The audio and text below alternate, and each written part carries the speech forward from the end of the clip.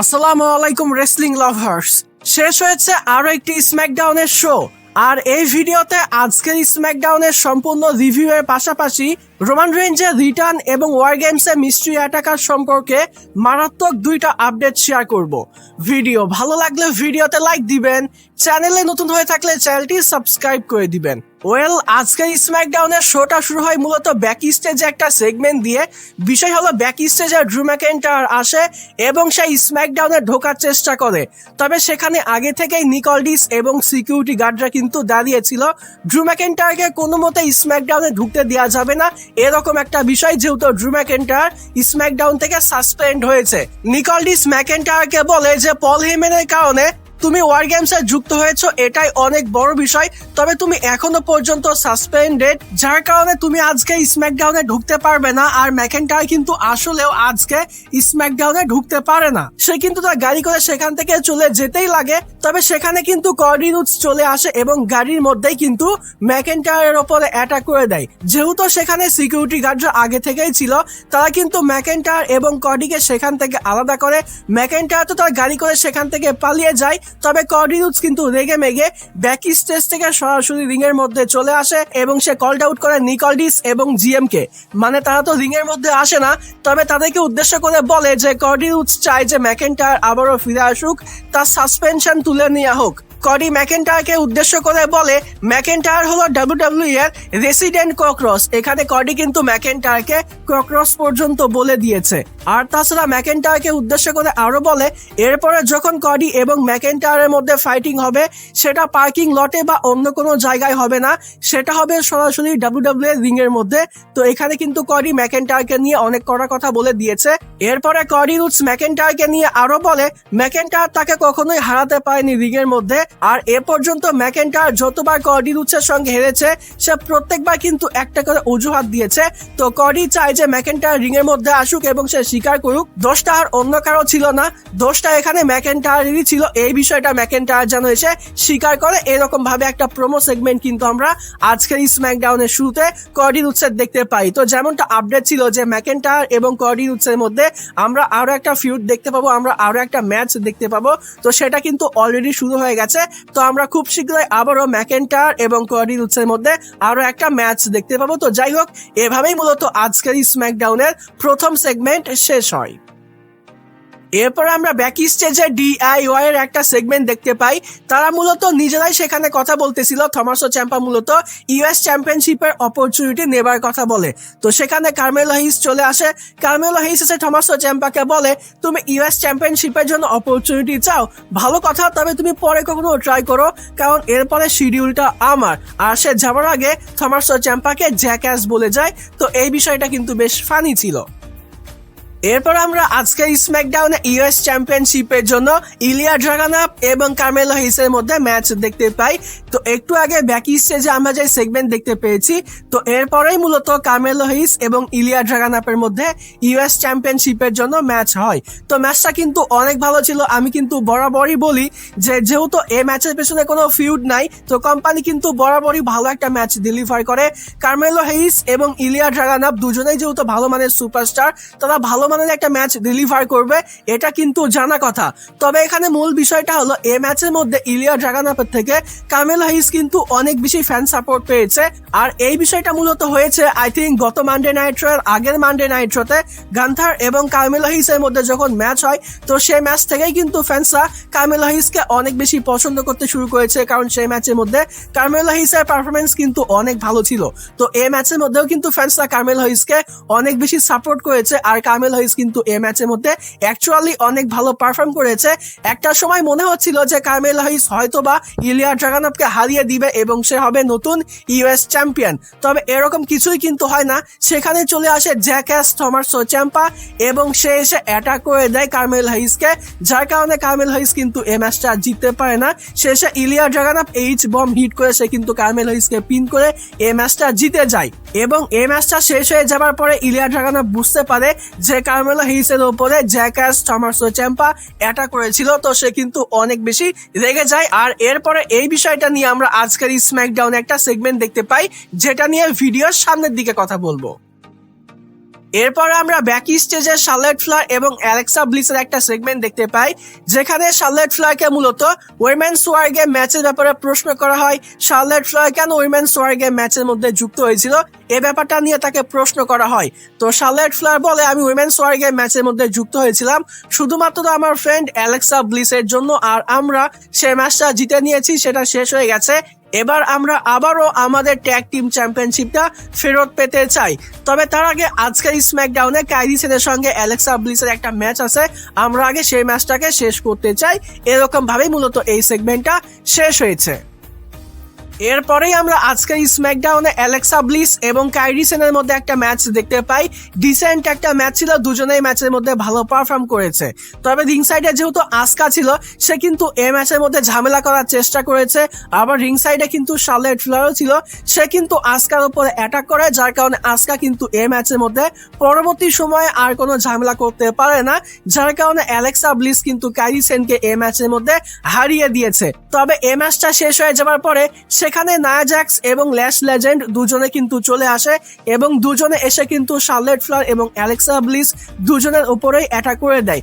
এরপরে কাইরি সেনের উপরে যখন অ্যাটাক করে তখন কিন্তু আসকা এসে ল্যাশ লেজেন্ড এবং নায়া জ্যাক্স দুজনের উপরে অ্যাটাক করে। তবে আসকা কিন্তু একা এই দুজনের সঙ্গে পেরে ওঠে না। তো শেষ পর্যন্ত ল্যাশ লেজেন্ড এবং নায়া জ্যাক্স তারা কিন্তু এই চারজনকে মেরে মুড়ে সেখান থেকে চলে যায়। তো খুব সম্ভবত আমরা তাদের মধ্যে আবারও ট্যাগ টিম ম্যাচ দেখতে পাবো। এই বিষয়টা নিয়ে আই থিঙ্ক গত মানডে নাইট রিভিউ ভিডিওটার কথা বলেছি, সেখানেও এরকম টাইপের একটা সেগমেন্ট ছিল। তো উইমেন্স ট্যাগ টিম চ্যাম্পিয়নশিপের পেছনে কিন্তু এখন সবারই নজর আছে, আমরা কিন্তু মাল্টিপল ট্যাগ টিম ম্যাচ দেখতে পেতে যাচ্ছি খুব তাড়াতাড়ি। এরপর আমরা আজকের স্ম্যাকডাউনে আলবা ফায়ার এবং উইমেন্স চ্যাম্পিয়ন জেড কার্গেলের মধ্যে একটা ম্যাচ দেখতে পাই। ম্যাচটা স্টার্ট হওয়ার সঙ্গে সঙ্গে কিন্তু আলবা ফায়ার জেড কার্গেলের উপরে অ্যাটাক করে। সর্বোচ্চ 3 থেকে 4 মিনিটের একটা ম্যাচ ছিল। তো ম্যাচটা চলতেই ছিল, তবে রিং সাইডে যেহেতু চেলসি গ্রিন ছিল, তো সেখানে তার উপরে অ্যাটাক হয়ে যায় জুলিয়া এবং কিয়ানা জেমসের। তারা দুজনে সেখানে চেলসি গ্রিনকে মারতে মারতে ব্যাক স্টেজে নিয়ে যায়। আর এই বিষয়টা আলবা ফায়ার কিন্তু দেখতেছিল, তবে সে যেহেতু ম্যাচের মধ্যে কম্পিট করতেছিল, সে কিন্তু ম্যাচ থেকে বেরোতে পারতেছিল না। এরপরে সে যখনই পেছনে ঘরে, প্রথমে জেড কার্গেল তাকে একটা কিক করে, এরপরে তার ফিনিশার জেডি হিট করে সে কিন্তু পিন করে এবং এই ম্যাচটা জিতে নেয়। তো সর্বোচ্চ 3-4 মিনিটের একটা ম্যাচ ছিল এবং এই ম্যাচের মধ্যে জেড কার্গেল কিন্তু আলবা ফায়ারকে হারিয়ে দিয়েছে। এরপর আমরা ব্যাক স্টেজে ফ্রেক্সিয়াম এবং নিকলডিসকে কথা বলতে দেখতে পাই। সেখানে ইলিয়া ড্রাগানভ চলে আসে। ইলিয়া ড্রাগানভ এসে নিকলডিসকে বলে, জ্যাকাস অনেক বাড়াবাড়ি শুরু করে দিয়েছে, এবার আমি তার এগেনস্টে একটা ম্যাচ চাই। মানে এখানে ইলিয়া ড্রাগানভ কিন্তু থমাসো চ্যাম্পাকে নিয়ে কথা বলে। থমাসো চ্যাম্পা অনেক বাড়াবাড়ি শুরু করে দিয়েছে এবং বাড়াবাড়ি করে কিন্তু সে শেষ পর্যন্ত ইউএস চ্যাম্পিয়নশিপের জন্য একটা সুযোগ পেয়েছে। তো এখানে ইলিয়া ড্রাগানভ নিকলডিসকে বলে যে আমি থমাসো চ্যাম্পার এগেনস্টে একটা ম্যাচ চাই এবং নিকলডিস কিন্তু এই ম্যাচটা অফিসিয়ালও করে দেয়। আগামী স্ম্যাকডাউনে আমরা থমাসো চ্যাম্পা এবং ইলিয়া ড্রাগানভের মধ্যে ইউএস চ্যাম্পিয়নশিপের জন্য একটা ম্যাচ দেখতে পাবো। এই সেগমেন্টের মধ্যে কিন্তু এই বিষয়টা কনফার্ম করা হয়। এরপরে ইলিয়া ড্রাগানভ যখন সেখান থেকে চলে যেতে চায়, সেখানে কিন্তু টামাটঙ্গা চলে আসে। টামাটঙ্গা এবং ইলিয়া ড্রাগানভের মধ্যে কিন্তু আমরা আবারও ফেস অফ দেখতে পাই। তাদের মধ্যে কিন্তু আমরা অলরেডি বেশ কয়েকটা ফেস অফ দেখতে পেয়েছি। আজকের স্ম্যাকডাউনে আরো একটা ফেস অফ দেখানো হয় এবং সেখানে কিন্তু এক এক করে পুরো এমএফটি এবং সোলো সিকাওয়া চলে আসে। তো সোলো সিকাওয়া এসে টামাটঙ্গাকে বলে যে একে তো আমরা পরে দেখে নিব, চলো এখন আমরা অন্য বিষয়টা সল্ভ আউট করে নিই, মানে ওয়াট 6 এর বিষয়টা। তো এভাবেই মূলত এই সেগমেন্টটা শেষ হয়। এরপর আমরা ফাইনালি রিং এর মধ্যে সোলো সিকাওয়া এবং পুরো এমএফটি কে দেখতে পাই। তো সোলো সিকাওয়া প্রথমেই সামি জেনকে নিয়ে কথা বলে। সে বলে সামি জেনের যে সমস্যাটা ছিল সেটা আমরা গত স্ম্যাকডাউনের সমাধান করে নিয়েছি, সামি জেনকে শেষ করে দিয়েছি। তবে সেই ম্যাচটা শেষ হয়ে যাওয়ার পরে ওয়াট 6 এবং আঙ্কেল হাউডি এসে আমার উপরে অ্যাটাক করে। তো সে এখানে আঙ্কেল হাউডিকে নিয়ে কথা বলে। সে বলে আঙ্কেল হাউডির কাছ থেকে সে সবকিছু ছিনিয়ে নিবে এবং সে কিন্তু এখানে মারাত্মক একটা লাইন ড্রপ করে। সে এখানে বলে যে ওয়াট 6 বা আঙ্কেল হাউডি তারা কিন্তু ওয়াট হওয়ার যোগ্য নয় এবং ওয়াট যে নামটা এটা কিন্তু আঙ্কেল হাউডি বা ওয়াট 6 এর সঙ্গে যায় না। এবং শেষ পর্যন্ত এমএফটি এই বিষয়টা প্রমাণ করে দিবে যে ওয়াট 6 বা আঙ্কেল হাউডি তারা কিন্তু ওয়াট হওয়া বা এই নামটা ব্যবহার করার যোগ্য নয়, এরকম একটা বিষয়। তো এই প্রোমো সেগমেন্টটা শেষ হয়ে যাওয়ার পরে এমএফটি কিন্তু এক এক করে রিং থেকে নেমে যায়। তবে সোলো সিকাওয়া কিন্তু রিং এর মধ্যে থেকেই যায়। তো আমাদের বুঝতে আর অসুবিধা হয় না যে এখানে কিন্তু OR6 চলে আসবে, আর ঠিক সেই মুহূর্তে আলো নিভে যায় এবং চলে আসে OR6। তো রিং এর সাইডে OR6 থাকে এবং রিং এর মধ্যে চলে আসে আঙ্কেল হাউডি এবং সোলো সিকাওয়ার মধ্যে আমরা ফেস অফ দেখতে পাই। MFTও কিন্তু রিং এর মধ্যে চলে আসে এবং সেখানে দুই টিমের মধ্যে ফাইটিং শুরু হয়ে যায়। তো সোলো সিকাওয়া এবং আঙ্কেল হাউডি যখন ফেস অফ হয় সেখানে অডিয়েন্সরা যে রকমের রিয়াকশন দিয়েছে তার থেকে হিকুলিও এবং এরেক রোয়ান যখন ফেস অফ হয় তখন কিন্তু অডিয়েন্সরা অনেক বেশি রিয়াকশন দিয়েছে, কারণ দুজনেই কিন্তু জায়ান্ট লেভেলের সুপারস্টার, দুজনেই কিন্তু হ্যাভিওয়েট মানে সুপারস্টার। তবে শেষ পর্যন্ত এখানে এরেক রোয়ান কিন্তু হিকুলিওকে মেরে রিং থেকে বের করে দেয় এবং শেষ পর্যন্ত OR6 কেই কিন্তু আপার হ্যান্ড দেওয়া হয়েছে। তো মনে হচ্ছে এরপরে যখন আমরা MFT এবং OR6 এর মধ্যে ম্যাচ দেখতে পাবো সেখানে কিন্তু আমরা তাগড়া লেভেলে কিছু একটাই দেখতে পাবো। তো যাই হোক, এভাবেই মূলত এই সেগমেন্টটা শেষ হয়েছে এবং এই সেগমেন্টের মধ্যে OR6 কেই কিন্তু আপার হ্যান্ড দেওয়া হয়েছে। এরপর আমাদেরকে অ্যালেস্টার ব্ল্যাক এবং জেলিনা ভেগার একটা ভিডিও প্যাকেজ দেখানো হয়, আর আজকের স্ম্যাকডাউনের শুরুর দিকে ডেমিয়ান প্রিস্ট এবং রিয়া রিপ্লিরও কিন্তু একটা ভিডিও প্যাকেজ দেখানো হয়েছে। তো ডেমিয়ান প্রিস্ট এবং রিয়া রিপ্লি টেরা টুইন্স কিন্তু আবারও একসঙ্গে হয়েছে এবং এই দুটো ভিডিও প্যাকেজের মধ্যে মূলত এই বিষয়টা কনফার্ম করা হয় যে আমরা আগামী স্ম্যাকডাউনে ডেমিয়ান প্রিস্ট এবং Riya Ripley versus Zelina Vega এবং অ্যালেস্টার ব্ল্যাকের মধ্যে একটা ট্যাগ টিম ম্যাচ দেখতে পাবো। তো এই ম্যাচটা কিন্তু আগামী স্ম্যাকডাউনের জন্য কনফার্ম করা হয়েছে। এরপর আসি আমরা মেইন ইভেন্টে। আজকের স্ম্যাকডাউনের মেইন ইভেন্টে লাস্ট টাইম ইজ নাও টুর্নামেন্টের ফাইনালের জন্য গান্থার এবং এলএ নাইটের মধ্যে একটা ম্যাচ দেখতে পাই।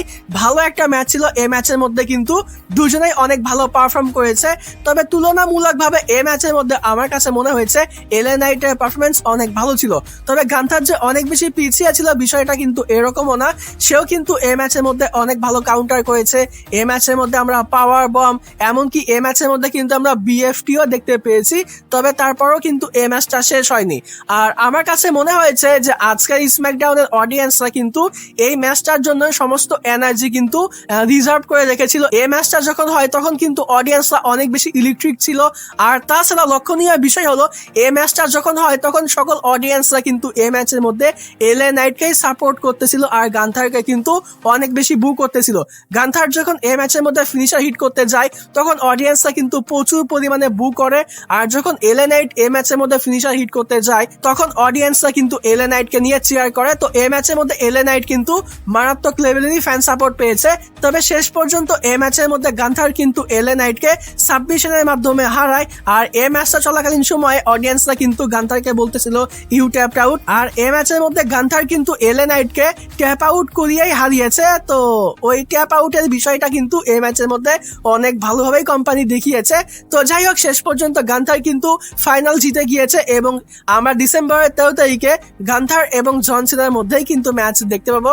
তো এলএ নাইট এই ম্যাচের মধ্যে ভালো সাপোর্ট পেলেও সে কিন্তু শেষ পর্যন্ত এই ম্যাচটা হেরেছে এবং এই ম্যাচটা কিন্তু গান্থার জিতে নিয়েছে।